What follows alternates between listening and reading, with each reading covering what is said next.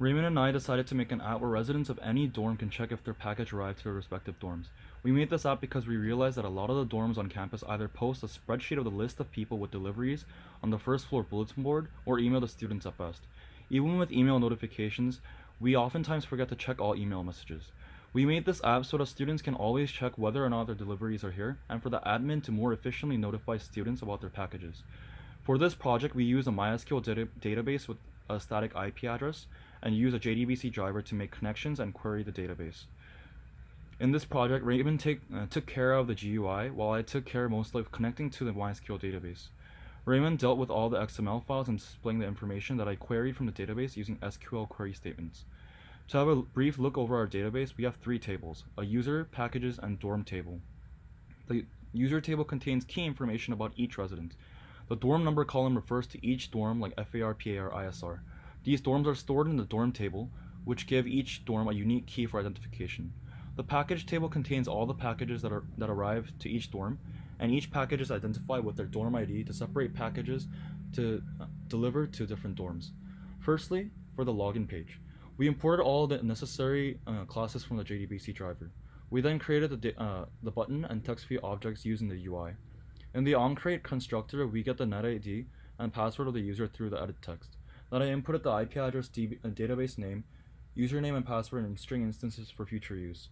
Then I run the execute method of the validate class, which extends an abstract class called async task. The most important part of this class is in the do and background method. Here we get the user input to query the database. In the try catch statement, we use a connection class method to make a connection to the database. Once successful, we use a result set, which contains the row with corresponding username and passwords to get the net ID of the person.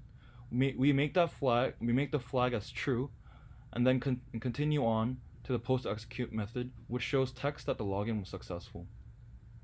The connection class method contains the connects Android Studio to the necessary drivers and opens up the connection to the DB using the get connection method.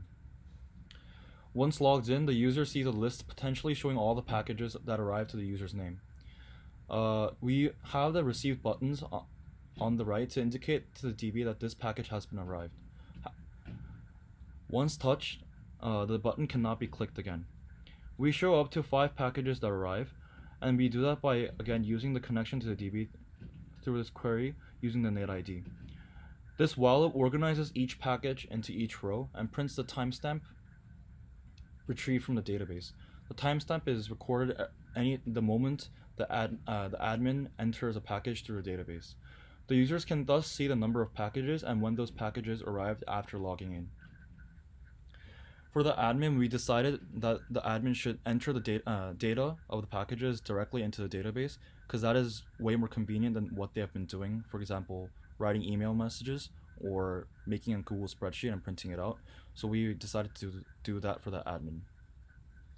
Thank you for listening to our CS final project. Thank you.